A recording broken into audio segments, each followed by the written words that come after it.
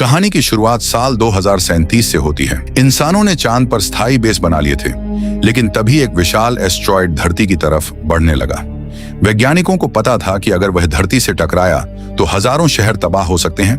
इस खतरे से निपटने के लिए चांद पर एक बेहद शक्तिशाली डिफेंस सिस्टम तैयार किया गया था। इसका काम एस्ट्रॉयड को धरती तक पहुंचने से पहले ही नष्ट करना था। लेकिन तभी अचानक धरती से एक बेहद गंभीर संदेश आया। एस्ट्रॉयड ने अपना रास्ता बदल लिया था। अब वह धरती की तरफ नहीं बल्कि सीधे चांद की तरफ बढ़ रहा था। कुछ ही सेकंड में इमरजेंसी अलार्म बजने लगा और सभी वैज्ञानिकों को तुरंत बेस खाली करने का आदेश मिल गया। धरती से आदेश आया कि उनके पास सिर्फ 30 मिनट हैं। 30 मिनट के बाद चांद का वह इलाका एस्ट्रॉयड के टुकड़ों की चपेट में आने वाला था। सभी लोग घबराकर अपने रोवर और लॉन्चर की तरफ दौड़ने लगे। कोई जरूरी सामान उठाने में लगा था तो कोई अपने साथियों को आवाज दे रहा था। लेकिन इसी अफरा तफरी में डोगो नाम का एक वैज्ञानिक बेस के अंदर ही रह गया। वह अपने कमरे में बैठा था और कानों में संगीत लगाए हुए एक लव लेटर लिख रहा था। यह लेटर उसे अपनी साथी लाना को देना था। जब उसने आखिरकार पीछे मुड़कर देखा तो उसकी आंखें खुली की खुली रह गईं। बेस लगभग खाली हो चुका था। उसके सभी साथी अपने रोवर लेकर लॉन्च साइट की तरफ निकल चुके थे। डोगो घबराकर बाहर भागा। उसने तुरंत अपना रोवर चालू किया और पूरी ताकत से लॉन्च साइट की ओर दौड़ा दिया। लेकिन तब तक लगभग सभी लॉन्चर उड़ चुके थे। सिर्फ एक आखिरी लॉन्चर वहां मौजूद था। डोगो को उम्मीद की एक किरण दिखाई दी। उसने रोवर की स्पीड और बढ़ा दी। लॉन्चर के उड़ने में सिर्फ 3 मिनट बाकी थे। डोगो पूरी ताकत से उसकी तरफ बढ़ रहा था। उसके साथी भी दूर से उसे आते हुए देख रहे थे। लेकिन रास्ते में चांद की जमीन पर एक बहुत बड़ा गड्ढा आ गया। डोगो ने रोवर को रोकने की कोशिश की, लेकिन समय बहुत कम था। लेकिन अगले ही पल रोवर का संतुलन बिगड़ गया और वह सीधे गड्ढे में जा गिरा। डोगो बुरी तरह घायल हुआ, लेकिन उसने हार नहीं मानी। किसी तरह वह रोवर से बाहर निकला और गड्ढे से ऊपर चढ़ने लगा। जब तक वह बाहर पहुंचा तब तक लॉन्चर उड़ चुका था। डोगो ने आसमान की तरफ देखकर अपने साथियों को आवाज लगाई, लेकिन अब कोई वापस नहीं आने वाला था। वह चांद की जमीन पर अकेला खड़ा रह गया। तभी आसमान में दर्जनों चमकते हुए टुकड़े दिखाई देने लगे। एस्ट्रॉयड टूट चुका था और उसके विशाल टुकड़े चांद की तरफ गिर रहे थे। डोगो ने भागने की कोशिश की, लेकिन तभी एक विशाल टुकड़ा सीधे उसके पास आकर टकराया।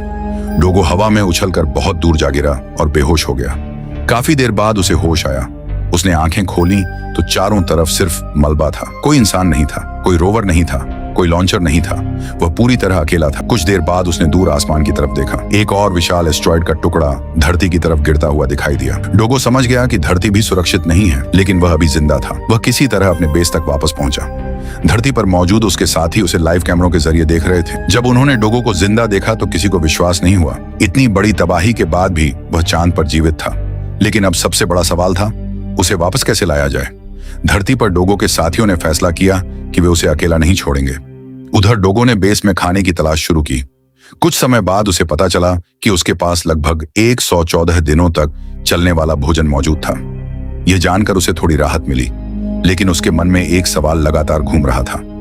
114 दिन बाद क्या होगा? क्या धरती से कोई उसे बचाने आएगा, या 114 दिन ही उसकी जिंदगी के आखिरी दिन होंगे? उधर धरती की हालत भी खराब होती जा रही थी।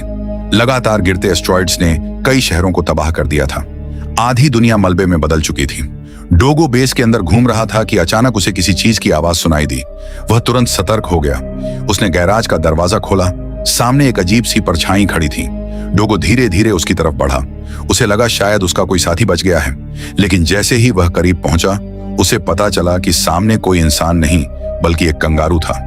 यह कंगारू भी इंसानों के साथ चांद पर आया था, लेकिन आपातकाल के दौरान बाकी लोगों की जल्दबाजी में वह वहीं छूट गया था। अब डोगो अकेला नहीं था, उसे एक नया साथी मिल चुका था। धरती पर बैठे लोग यह देखकर हैरान रह गए। उन्होंने तुरंत डोगो से संपर्क करने की कोशिश की। काफी समय बाद डोगो ने पहली बार किसी इंसान की आवाज सुनी। उसे विश्वास ही नहीं हुआ कि धरती पर लोग अब भी उससे बात कर सकते हैं। धरती से उसे भरोसा दिया गया कि उसे वापस लाने की कोशिश की जाएगी। डोगो को उम्मीद मिली। अब उसने फैसला किया कि वह खुद भी वापस लौटने का रास्ता तलाश करेगा। उसे पुराने मिशन अपोलो 18 के बारे में जानकारी मिली तो शायद डोगो उससे धरती तक पहुंच सकता था। वह अपने कंगारू साथी के साथ रोवर में बैठा और अपोलो 18 की तलाश में निकल पड़ा। चांद की सुनसान जमीन पर दूर दूर तक सिर्फ अंधेरा और मलबा दिखाई दे रहा था। काफी लंबे सफर के बाद आखिरकार उसे अपोलो 18 दिखाई दिया। डोगो तुरंत नीचे उतरा और पॉड के अंदर पहुंच गया, लेकिन वहां पहुंचकर उसकी उम्मीदों को बड़ा झटका लगा। पॉड सिर्फ 68% तक काम करने की हालत में था। उसका सिस्टम खराब था। कई वायरिंग टूट चुकी थी, कई सर्किट काम नहीं कर रहे थे। डोगो ने फिर भी हार नहीं मानी। उसने पॉड का सिस्टम खोल दिया और एक एक खराब हिस्से को ठीक करना शुरू कर दिया। धरती पर बैठे वैज्ञानिक भी उसे निर्देश दे रहे थे। काफी मेहनत के बाद सिस्टम में हल्की सी जान आई, डोगो खुश हुआ, लेकिन तभी धरती से एक और बुरी खबर मिली। पॉड का इंजन पूरी तरह ठीक नहीं हो सकता था और उससे भी बड़ी समस्या थी उसका वजन। पॉड की वजन सीमा सिर्फ 10 किलो थी। डोगो का वजन ही उस सीमा से कई गुना ज्यादा था। मतलब जिस पॉड को वह अपनी जिंदगी का आखिरी सहारा समझ रहा था, वह उसे उठाने की स्थिति में ही नहीं था। डोगो टूट गया। उसे लगा अब कोई रास्ता नहीं बचा। फिर उसे कॉस्मिक हैमर नाम के एक पुराने प्रोटोटाइप के बारे में पता चला। डोगो और कंगारू फिर रोवर लेकर निकल पड़े, लेकिन इस मिशन में भी एक बड़ी समस्या थी। रोवर सूरज की रोशनी से चलता था। अगर सूरज डूब गया तो रोवर रुक जाता और चांद पर रात कई दिनों तक रहती थी। डोगो को प्रोटोटाइप तक पहुंचकर सूरज की रोशनी खत्म होने से पहले वापस लौटना था। वह लगातार आगे बढ़ता रहा, लेकिन रास्ते में सूरज ढलने लगा। धरती पर बैठे वैज्ञानिकों को लगा कि अब सब खत्म हो जाएगा। तभी डोगो ने अचानक रोवर की दिशा बदल दी। वह सूरज के विपरीत नहीं बल्कि सूरज की दिशा में चलने लगा। लाना तुरंत समझ गई कि डोगो क्या कर रहा है। वह सूरज का पीछा कर रहा था। अगर वह सूरज की रोशनी के साथ साथ चलता रहा तो उसे लंबे समय तक ऊर्जा मिल सकती थी। डोगो और कंगारू लगातार सफर करते रहे। दिन बीतते गए, थकान बढ़ती गई। डोगो की आंखें नींद से बंद होने लगीं। उसे डर था कि अगर वह रोवर चलाते समय सो गया तो दोनों हमेशा के लिए चांद पर फंस जाएंगे। इसलिए दोनों ने खुद को रस्सी से बांध लिया। जब भी डोगो की आंखें बंद होती, कंगारू उसे झटका देकर जगा देता। कई दिनों की यात्रा के बाद आखिरकार वे कॉस्मिक हैमर के प्रोटोटाइप तक पहुंच गए। प्रोटोटाइप अभी भी काम कर रहा था। डोगो ने उसे रोवर से जोड़ दिया। उसने कंगारू को उसके अंदर बैठाया और बेस की तरफ वापस निकल पड़ा। लेकिन थोड़ी ही दूर जाने के बाद रोवर जोर से हिलने लगा। भारी वजन के कारण प्रोटोटाइप रोवर से अलग हो गया। डोगो को इसका पता ही नहीं चला। वह आगे बढ़ता रहा। कुछ समय बाद उसने रोवर रोका। जब उसने पीछे देखा तो प्रोटोटाइप गायब था। उसके अंदर कंगारू भी मौजूद था। डोगो को समझ आ गया कि वह अपने सबसे करीबी दोस्त को पीछे छोड़ आया है। धरती से उसे आगे बढ़ते रहने के लिए कहा गया, लेकिन डोगो ने अचानक रोवर मोड़ दिया। वह वापस कंगारू के पास गया। उसने उसे अकेला छोड़ने से इनकार कर दिया। दोनों फिर साथ हो गए, लेकिन अब सूरज तेजी से डूब रहा था। डोगो के पास सिर्फ 4 घंटे की बैकअप बैटरी बची थी। दोनों ने रात के अंधेरे में आगे बढ़ने की कोशिश की। ठंड बढ़ती गई, बैटरी कम होती गई। आखिरकार स्क्रीन पर इमरजेंसी वार्निंग दिखाई दी। बैटरी लगभग खत्म हो चुकी थी। डोगो और कंगारू रोवर से बाहर आकर बैठ गए। उन्हें लगा कि अब शायद उनकी कहानी यहीं खत्म हो जाएगी, लेकिन तभी कंगारू की नजर एक चमकती हुई रोशनी पर पड़ी। वह रोशनी डोगो की डिवाइस से परावर्तित होकर रोवर पर पड़ रही थी। डोगो ने उस चमक को ध्यान से देखा और अचानक उसके दिमाग में एक विचार आया। उसने रोवर के कुछ हिस्से निकालने शुरू किए। धरती पर बैठे वैज्ञानिक हैरान होकर उसे देख रहे थे। डोगो ने उन हिस्सों को जोड़कर एक अस्थायी स्केटर जैसा वाहन तैयार कर लिया।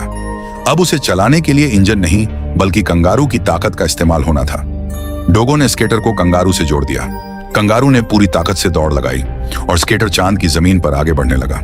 पहली बार ऐसा लग रहा था कि शायद दोनों सच में बेस तक पहुंच सकते हैं, लेकिन कुछ ही दूरी पर उन्हें एक विशाल खाई दिखाई दी।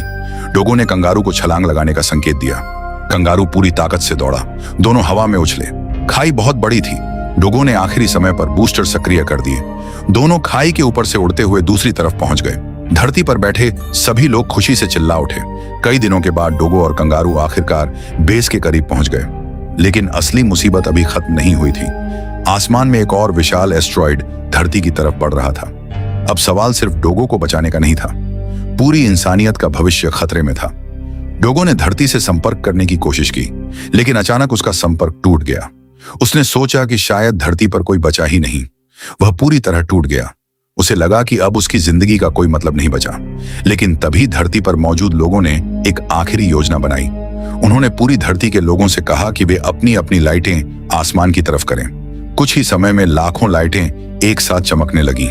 चांद से डोगो ने दूर धरती की तरफ देखा। उसे रोशनी दिखाई दी। उसे समझ आ गया कि धरती पर लोग अभी भी जिंदा हैं और वे उसका इंतजार कर रहे हैं। डोगो की आंखों में फिर उम्मीद लौट आई। उसने अपने लॉन्चर की मरम्मत शुरू कर दी। कई घंटों की मेहनत के बाद लॉन्चर फिर से काम करने की स्थिति में आ गया। अब उसे सिर्फ कंगारू के साथ लॉन्च करना था। लॉन्चर पूरी ताकत से ऊपर उठा। चांद की जमीन तेजी से नीचे जाने लगी। डोगो ने राहत की सांस ली, लेकिन अगर उसने थोड़ा भी गलत कोण चुना तो लॉन्चर सीधे एस्ट्रॉइड से टकरा सकता था। धरती पर मौजूद सभी लोग उसे रोकना चाहते थे, लेकिन डोगो समझ चुका था कि उसके पास कोई दूसरा रास्ता नहीं है। उसने लॉन्चर की दिशा बदल दी। अब वह सीधे एस्ट्रॉइड की तरफ बढ़ रहा था। धरती पर बैठे सभी लोग स्क्रीन के सामने चुप हो गए। डोगो वापस चांद की तरफ जा रहा था। लाना समझ गई कि वह क्या करने वाला है। धरती पर मौजूद वैज्ञानिक उसे हर कदम पर निर्देश दे रहे थे। धरती पर वैज्ञानिकों ने एस्ट्रॉयड की दिशा की गणना की। डोगो ने सिस्टम को लक्ष्य की तरफ घुमाया, लेकिन सिस्टम की शक्ति इतनी कम थी कि सिर्फ एक ही मौका था।